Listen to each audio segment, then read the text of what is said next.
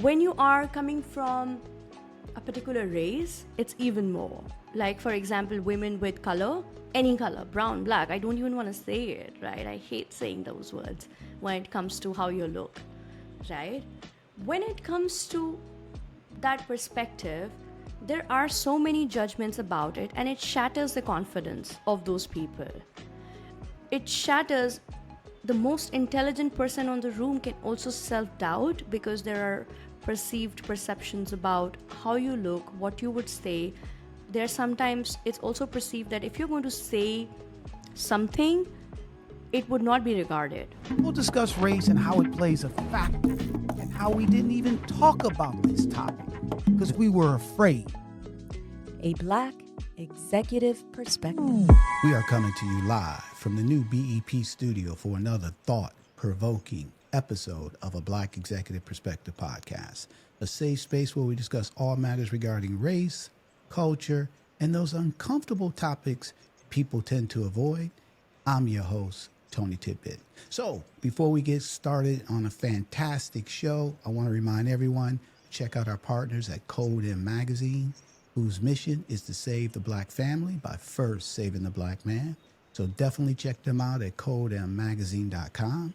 That is codemmagazine.com. Today, Priyanka Mishra, global entrepreneur and two-time Women Economic Forum honoree, joins BEP for a raw and uplifting conversation about rising above silence, shame, and societal bias. From navigating childhood insecurities and academic judgment in India to building a global platform that empowers women, Priyanka shares her cultural experiences and emotional resilience shaped her approach to leadership. We'll dig into the deeper layers of purpose-driven success, the importance of safe spaces for growth, and why economic empowerment for women, especially women of color, is more than a goal. It's a global movement. Let me tell you a little bit about my friend Priyanka. Priyanka Mishra is a two-time Women Economic Forum honoree with over 12 years experience driving growth for global brands like Apple, Samsung, and Ford. A seasoned strategist in media and business development, she has played a key role in scaling multi-billion-dollar operations. Today, Priyanka is a visionary behind Fuzia Talent, a woman-led outsourcing platform, and Fuzia AI, a cutting-edge AI and SaaS tool designed to accelerate growth for coaches and solopreneurs. Driven by belief that women thrive when given the right environment, Priyanka combines sharp business acumen with emotional intelligence. She views sales not just as strategy, but as an extension of mindset and human connection. Based in India, her leadership rooted in authenticity, global impact, and deep commitment to empowering women through purpose and possibility. Priyanka Mishra, welcome to a Black Executive Perspective podcast, my sister.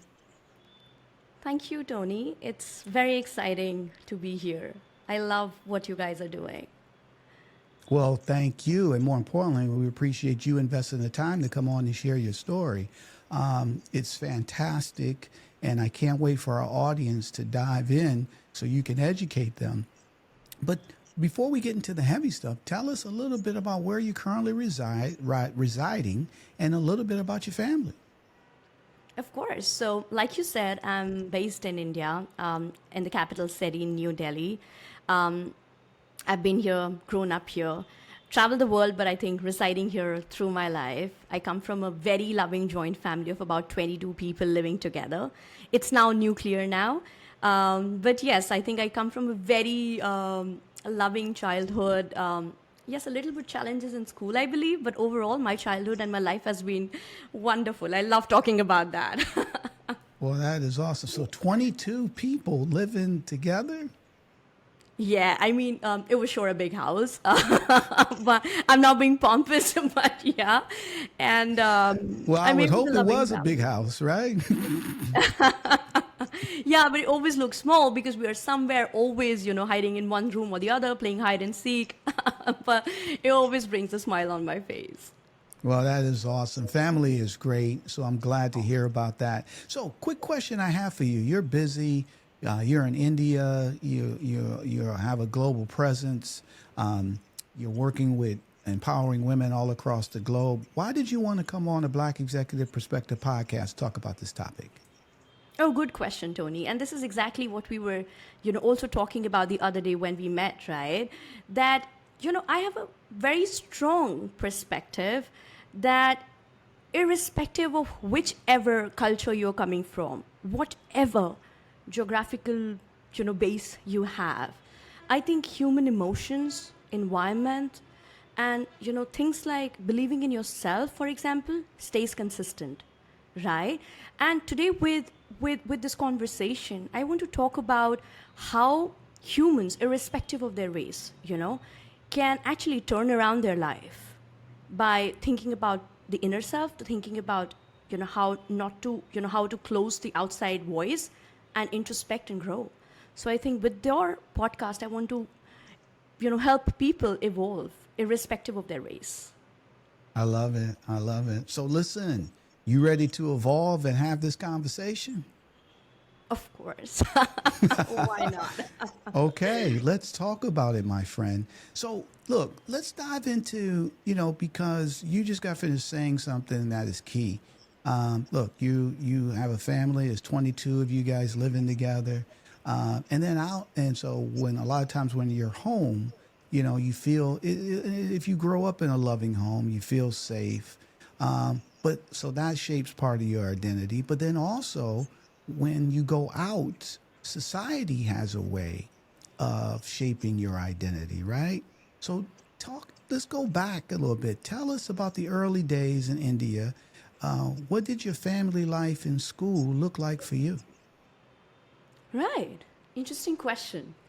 Like I said, I think I have got a very mixed emotions when I think about school.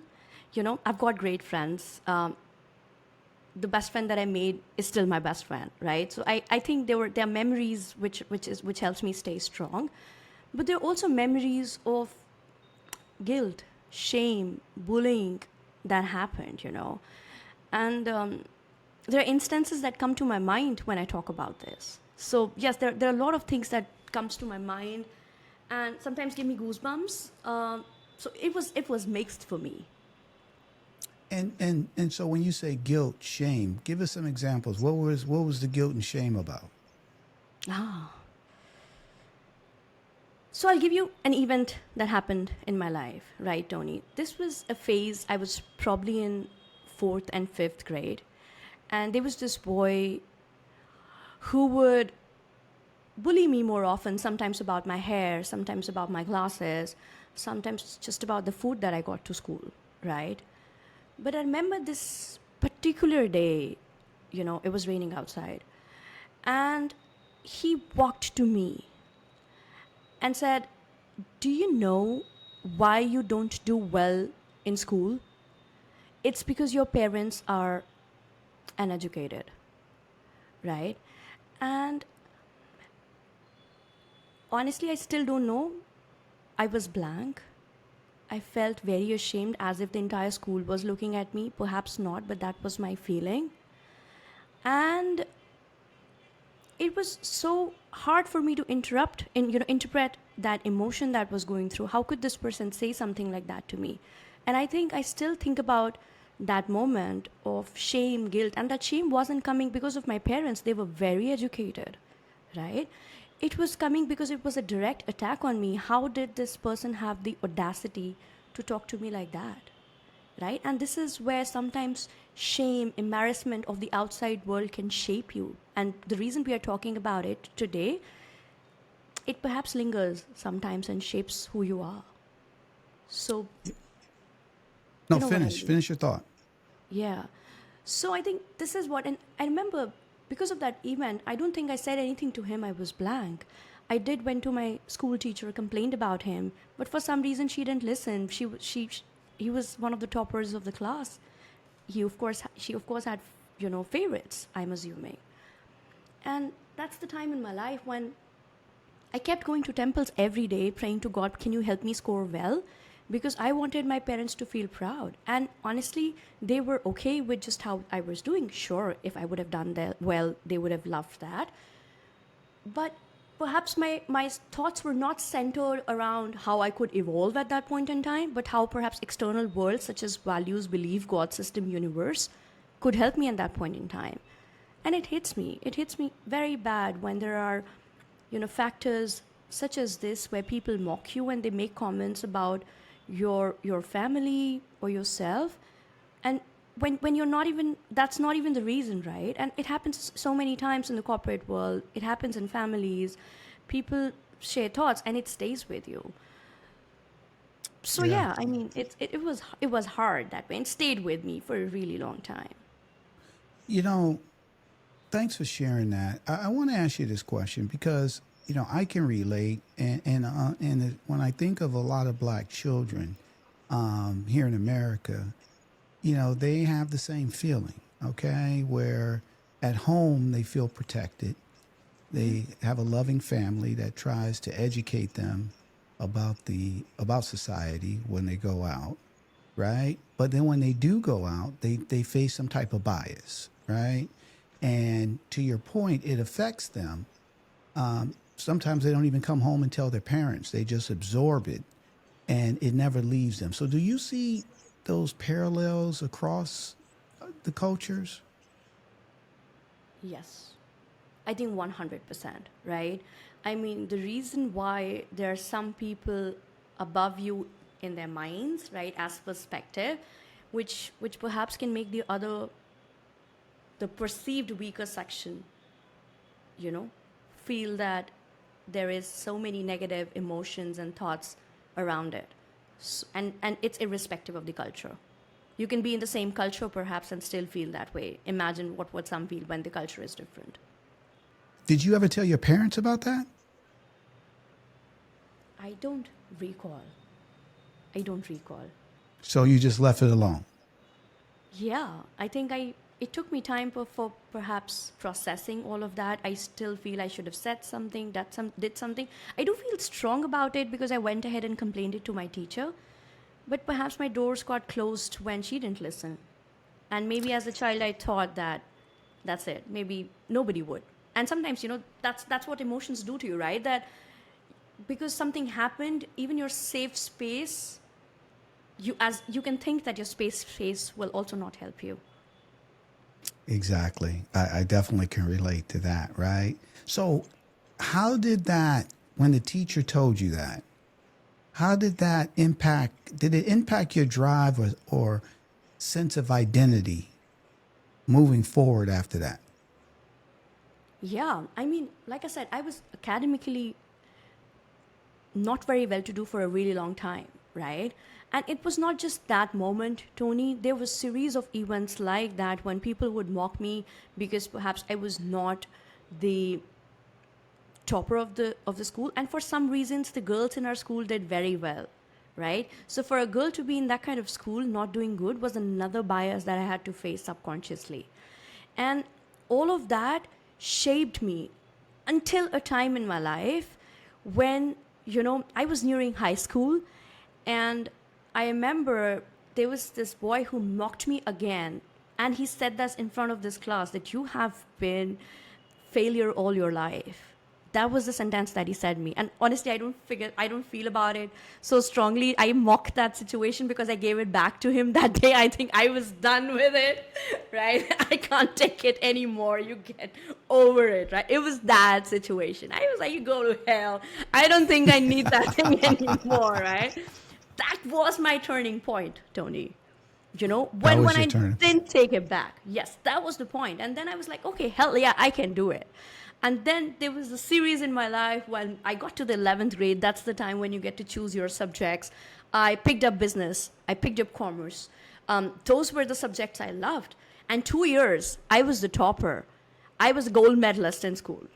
That's what environment can do to you. That's what your mindset can do to you, right? When somebody's mocking you, you perhaps can give it back politely, even shrewdly. It doesn't matter, right? But I think that's how it shapes you. There's this time in your life, and you don't even know that it's existing, but it's that frustration that can just change the perspective that you carry for yourself. You know what I mean? Listen, I'm looking at you. I don't want to say nothing to you to get you upset. All right? Because you going on. I love the fire that comes out. That is awesome. And you're right. There needs to be a turning point. Just so we can make sure everybody's on the same page. Growing up in India, right? And to be fair, because you said something a minute ago. You said when the guy, he mocked you and said, you're not doing well as the other girls and stuff to that. Talk a little bit about the culture when it comes to education. Evidently, you were struggling a little bit at that time, but does most kids thrive? Talk a little bit about that. Well, in my family, we come from a very well educated family, and so was the environment. Like everybody in our neighborhood would go to school. It was very evident. It's not just my generation. A couple of generations ago also had very strong education. Like my maternal grandmother is an attorney, right? My paternal grandmother used to be a school teacher. So education was deeply rooted in the family. Of course, there were no focus or pressure for you to be the topper, the gold league, but it was there environmentally. Even in school, it was that space where people would, yes, help you out, but teachers would predominantly only concentrate on the top students. So I think when you talk about the culture, it's predominantly about helping the toppers do better. And yes, there were still select teachers who have shaped me. I can't even tell you the reason why I transformed, the reason why I'm so successful is because there were a select teachers who concentrated on me and who patted on my back and said, don't worry, I'm there right there with you. Can you just concentrate on these 4 topics out of, for example, those 10? And I'm sure you'll make it. She gave me targets that were achievable. So when I talk about the culture, it was sure education centric, but a lot of times it was directed towards students who would excel, and the people who were leaning behind would keep on, leaning backward. Got it. I mean, so a lot of times like the United States as well. So that makes sense. So look, you stated you felt shame, guilt, based on these different type of attacks. It made you feel not fulfilled. It made you feel like a failure. And then eventually you pushed back when you got to 11th grade. I'm not taking this no more, and you excelled. You picked your own classes, business, and you won a medal, right? What would you say to the people that they have the same issues, people attacking them for whatever reason, right? And putting labels on them, and they internalize it and they don't let it go. What would you say to them? It's very hard for people to understand this, Tony, until the real moment stuck, irrespective of whatever I say, right? But if you were to ask me, I think if any external factor, and I mean any external factor, that could be your partner, that could be your parents, your own child, the student who talked back at me, your school teacher, your boss, if it is affecting the way you think about yourself, the moment you realize if it's possible for you, you should pause and ask, is this my worth? Right? Is this my worth? Most of the times you will have a doubtful answer. Most of the times you will have a doubtful answer. That's when you think about the people who love you and the people who are helping you grow. These could again be anybody, right? Your friend, your family, your own parents. Are they helping you grow because you're worthless? No. You have a certain kind of worth. And you have to think about why people love you, why people support you, and not about those people who are shaming you, who are bullying you, who are making fun of you, right? So you be at that moment when you have doubtful thoughts about yourself, Tony, we have to think about the people who love us, if we can. And why do they do that? And you will perhaps not find an answer to that. But when you think about the people who love you, Tony, you will know that in case you love, you're here to be, be in this universe. And that's the start of positive thinking process for me. I love it. And then you ended up pushing back, right? You ended up winning a gold medal, right? So what did that make you feel when you won that medal? When somebody for years was saying, and I'm paraphrasing, you're stupid, you're a failure, your family is uneducated. How did that make you feel at that moment when you won? Honestly, on a side note, I have always imagined myself to be on that stage to get that gold medal. Every night, I used to think about that. When I started doing well, I imagined myself on the stage, how I would walk, what is the kind of smile I would have, So I imagined all of that to be there, right? And the thought that you told me, I for sure felt that I was proud of myself, but more so, Tony, because that person actually made a remark on my parents. It was a pride moment for me. My parents, of course, loved it. My mother had tears in her eyes, right? And so did my father. So it was a proud moment for me, not just for me, but because they have given me such a loving environment, and you, damn, cannot come back and make a comment on me. And that was a slap on his face. He doesn't even know it till date. But low-key, I was slapping his face. High-key, high-key, I was making my parents proud. That's awesome. There's, one of the things I believe is that sometimes adversity can fuel you. Okay. It can push you forward. Just hearing your story up to this point, you are always a smart individual. Okay. At the end of the day, somebody said something to you and you said, you know what, I'm not taking this no more. And it actually, I don't want to say it we can say motivate. Yeah. It motivated you to I'm not dealing with this no more. And then you started excelling. Nobody becomes Einstein overnight.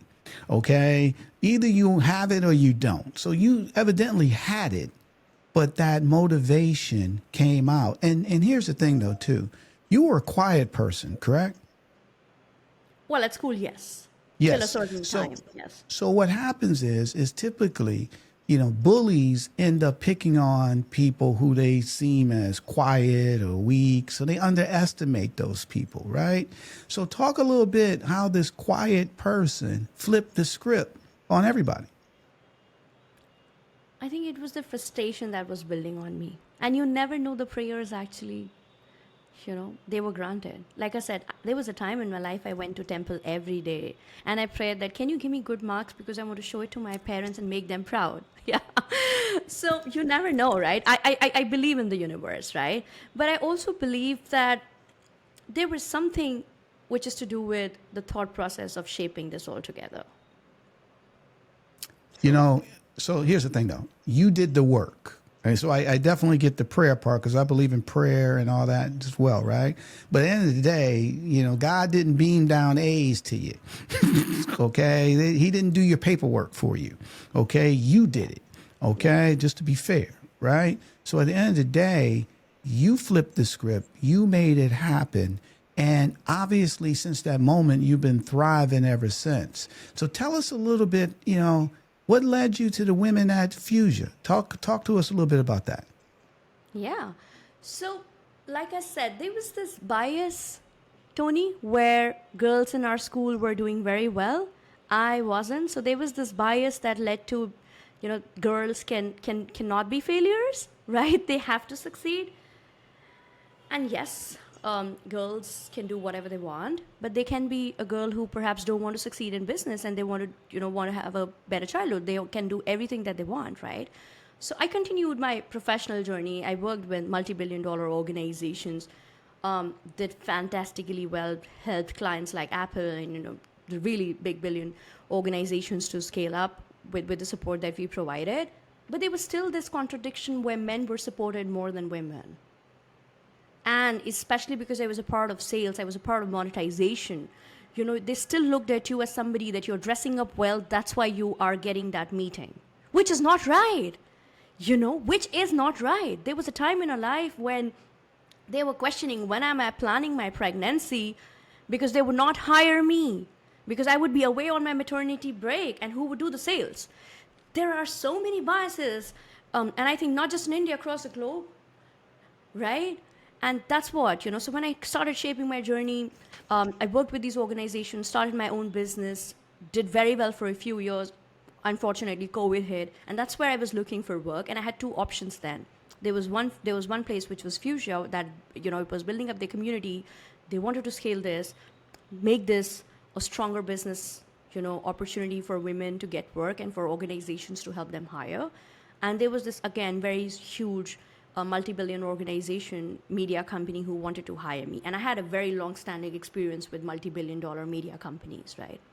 For some reason, my mind told me that you don't have to go there. You have to go this side because this is your space to help women. This is your space where you can talk about biases, human biases, gender biases, right? You can help the perceived weaker section. And I'm saying that again, you can help the perceived weaker section, and support them, change the mindset. And I started with this 1% as a team. I was the person who would do everything.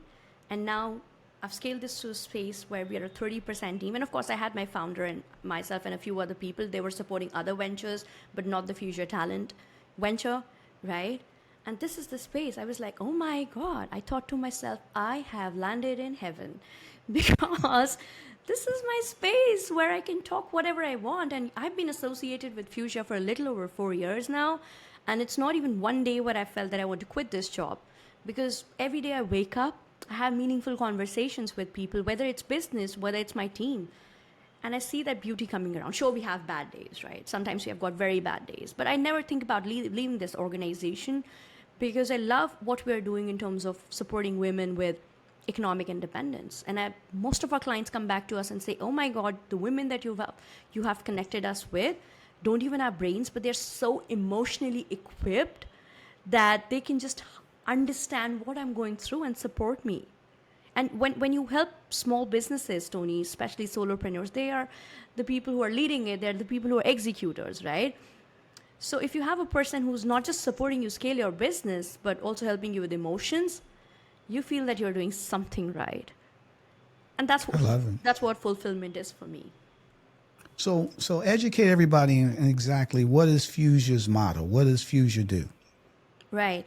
So Fuzia has got a community of over 5 million women, right? There are entrepreneurs, there are VCs, there are freelancers, and think of us as a bridge, Tony, where on one side we've got really strong women who can help you with your marketing, who can help you with your website development, who can help you with, for example, tasks that are,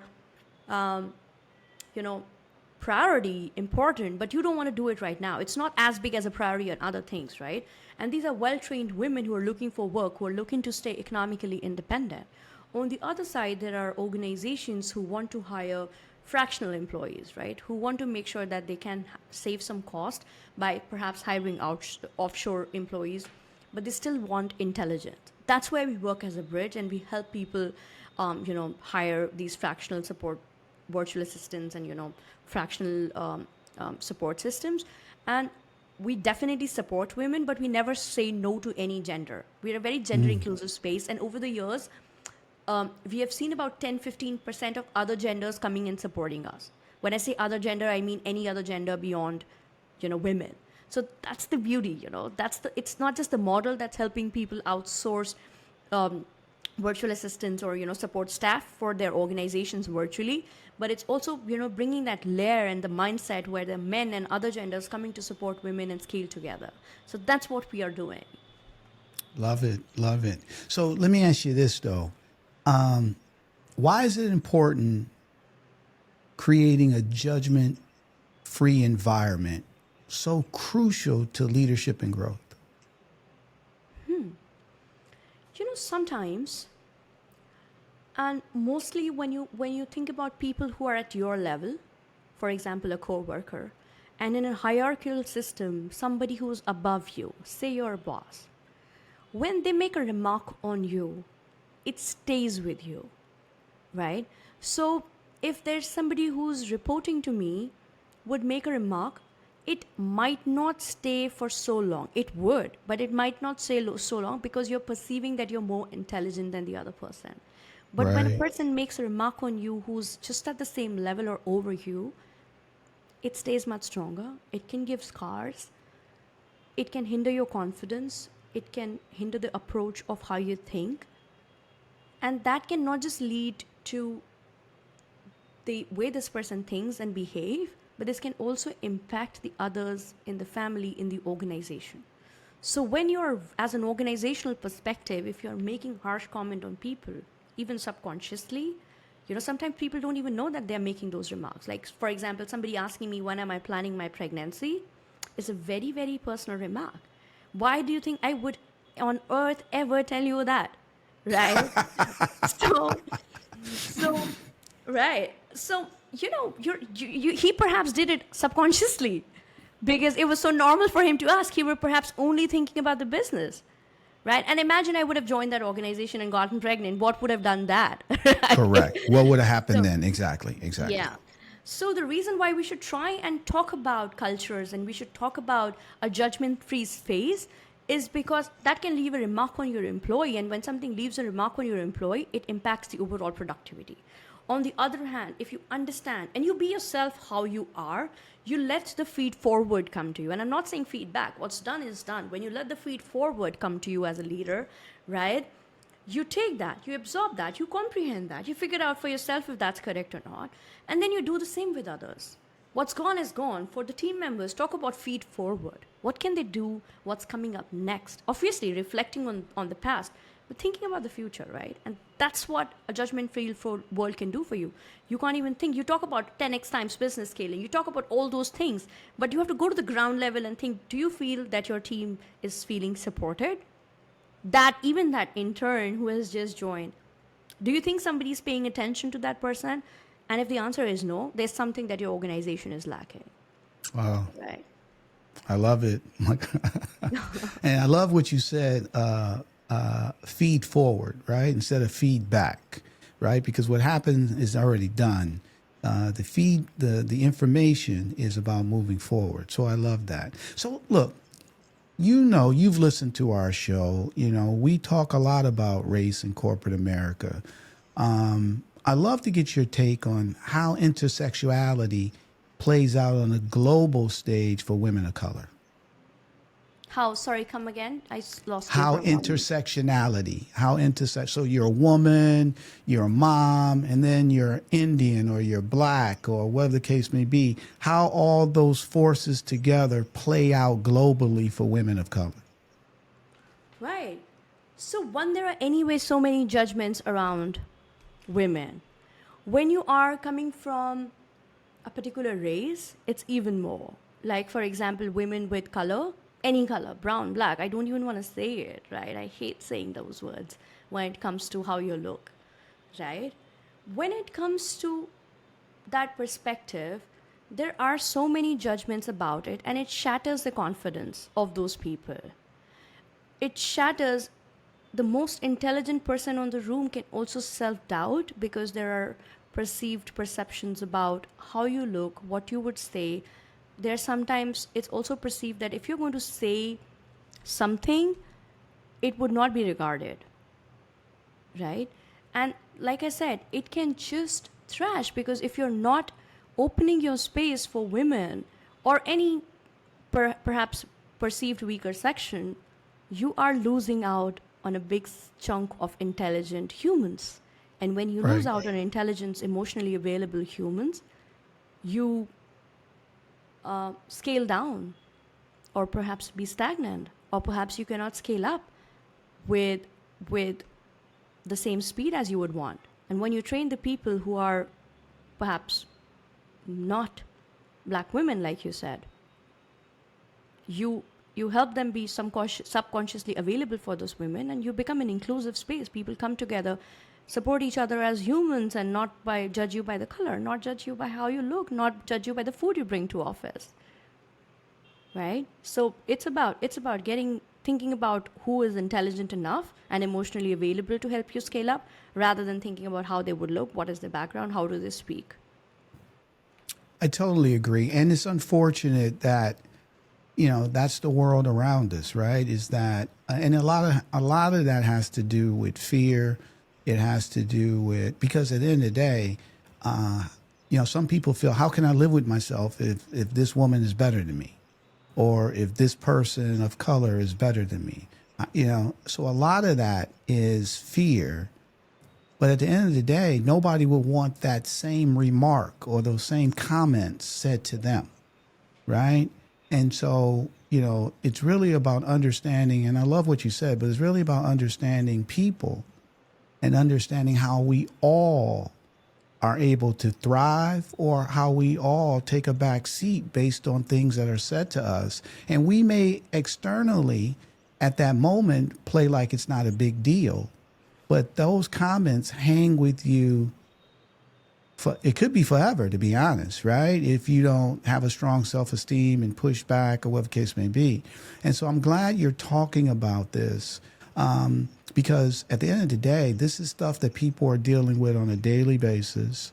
I've been in organizations where, I don't want to say all women, but certain women were looked at as second-class citizens, or they didn't get the same type of opportunities, or they were, talked down to, as you were saying, about certain remarks. And maybe some of it was subconsciously, right? Maybe it was subconscious, but it doesn't matter, right? Because at the end of the day, you wouldn't want your daughter to be talked like that, or your wife to feel that way, or whatever the case may be, right? Let me ask you this. So what would you say to women or people of color who feel underestimated by society? What would you say to them?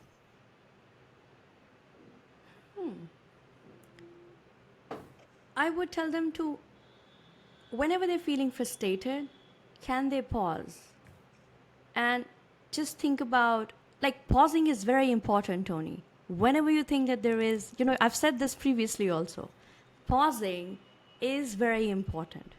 If you don't pause, you cannot process your emotions, right?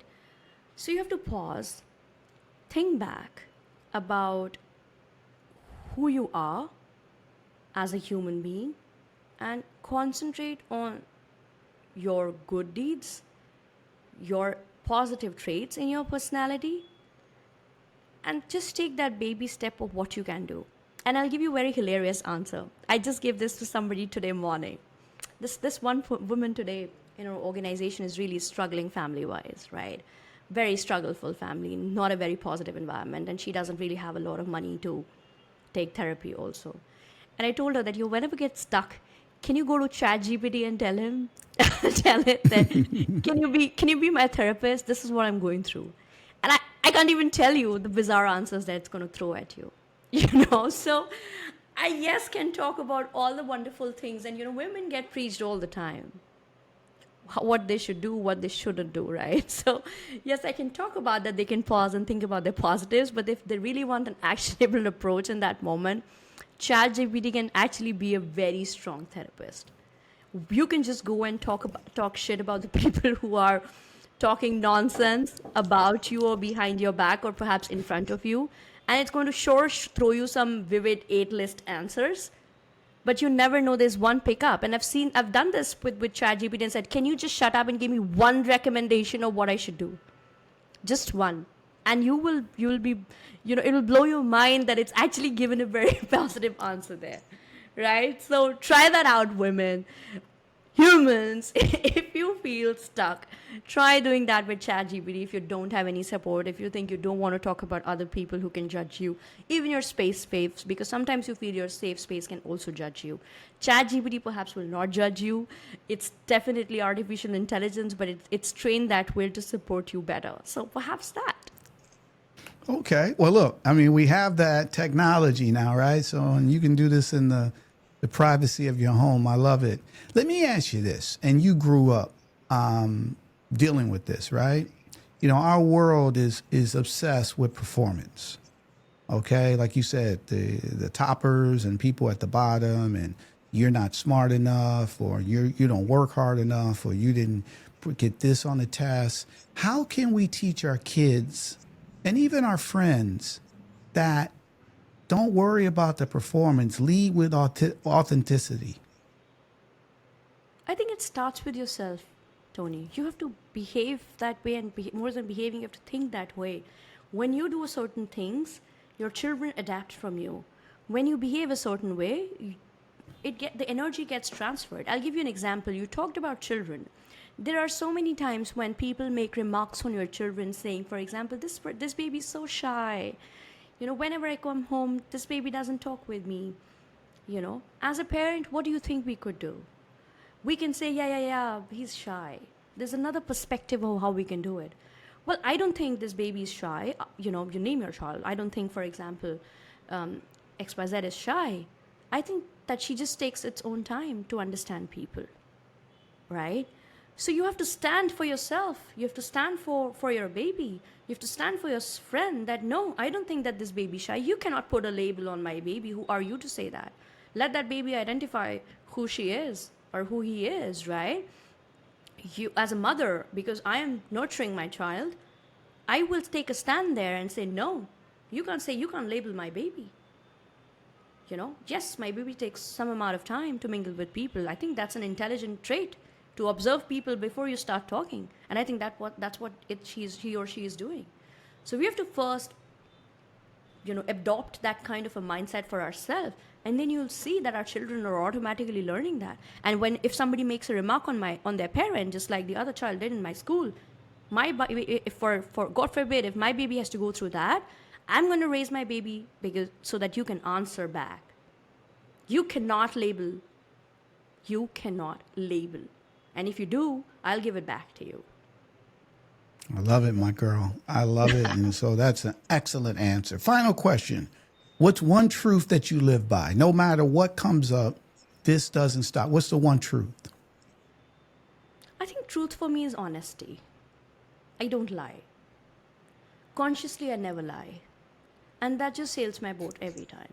It just does. And sometimes I'm in trouble because of that. I've been in many, many, many troubles I can't even count.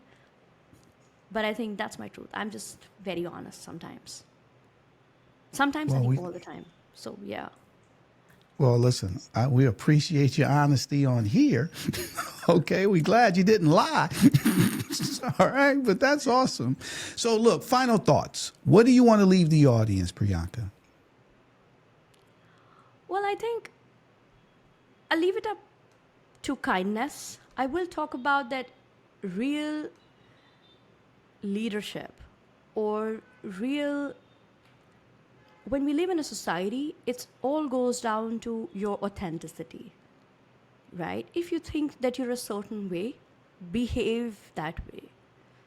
And yes, there will be people who will like you, there will be people who will not, but that's how you will be able to figure out your tribe. And when you have your tribe, you scale. So perhaps that. I love it, my friend. Thanks for that. How can a Black Executive Perspective podcast help you, Priyanka? Well, I think we talked about Fuzia, right? We talked about the women who are associated with us. Every day, if I can have a couple of women get some sort of employment, some sort of project through our platform, it makes me feel that we've got a very successful day, right? So if from your podcast, if you can help organizations get to know that there's a space where they can hire intelligent women who are very dedicated and ambitious towards their career journey and towards making you scale better, then they can know that we are here. We have helped organizations in scaling up their personal brand, website, and there's so much more, right? So yeah, if you can create awareness about that, Tony, it would be very helpful. Where can people find Fuzia? Find more about it? Yeah, so Fuzia has got a website that's called www.fuziatalent.com, fuziatalent.com. And they can straight away go and, figure out and, fill up a sweet form, very quick one, and share about the requirements. They can connect with me directly on LinkedIn. You can pop my link, LinkedIn's link, and they can get in touch there. So, yes, those are the two particular places. Awesome. We'll put that up on our website. So, number one, we'll definitely help you in that area, right? I love what you guys are doing. And I love your spirit, your love for your fellow human being. I love how you took a negative that happened to you as a kid and used it as fuel, but not just for you to succeed, but for you to help others and empower others and create a platform for women, so that they can win a gold medal like you did, right? So, Priyanka, we love you a lot. I really appreciate you coming on a Black Executive Perspective podcast to share your story, to share your insight, and obviously your inspiration and motivation for women all across the globe. We love you a lot, and we're going to have you come back on and give us an update, sometime in the future. Of course, I would love that. I love having conversations with you, Tony, and I would love to be back. And I hope this help. If it can just help a few humans on this earth, then I think it's fulfillment, right? Just right there. Well, you know what? It definitely helped us today, so thank you. So I think it's now time for Tony's Tidbit. And the tidbit today. The very experiences meant to suppress you can become your greatest training ground. Shame, silence, and struggle don't make you less qualified. They refine your empathy, sharpen your resilience, and deepen your emotional intelligence. You learn how to navigate complexity. You learn how to read rooms, build bridges, and rise without a blueprint. Because once you stop seeing your backstory as baggage and start seeing it as preparation, you stop apologizing for your voice and you start using it to lead.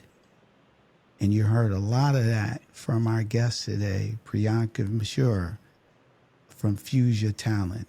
So, again, I hope you enjoyed this episode. Don't forget to check out the next Need to Know by Dr. Nsinga Burton here on the Black Executive Perspective podcast.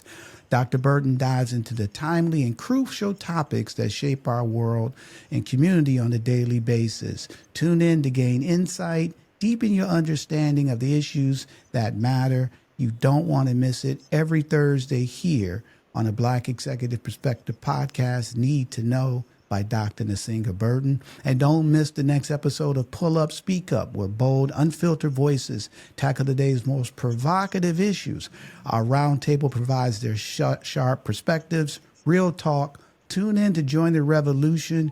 You're going to really, really enjoy it. So if this is your first time listening or watching a Black Executive Perspective podcast, our goal is to decrease, eliminate all forms of discrimination. And we ask everyone to do this with our acronym called LESS, LESS. And the L stands for learn. You want to educate yourself on racial and cultural nuances so you can be more enlightened of how other people, what they do, and understand their cultures. And then after you learn, you have the letter E, which stands for empathy. Now, since you've learned, now you can be more empathetic because now you can put yourself in their shoes. And then the first S is share. Now, share your insights to enlighten others. So this way, share with your friends and family so they can learn as well. And then the final S is stop. We want to actively stop discrimination as it walks in our path. So if Aunt Jenny or Uncle Joe says something that's inappropriate at the Sunday dinner table, you say, Aunt Jenny, Uncle Joe, we don't believe that, we don't say that, and you stop it right there. So if everyone can incorporate less, LESS, we'll build a more fair, more understanding world, and we all will see the change that we want to see. because less will become more. You can follow or watch or listen to Black Executive Perspective podcast on YouTube, Apple, Spotify, or wherever you get your podcasts, and follow us on our socials of LinkedIn, X, YouTube, TikTok, Facebook, Instagram at A Black Exec. For our fabulous guest, Priyanka Mishra, I'm Tony Tidbit. We talked about it. We learned about it. We're still going to strive about it, and we're going to thrive about it. We love you, and guess what? We're out. A Black Executive Perspective.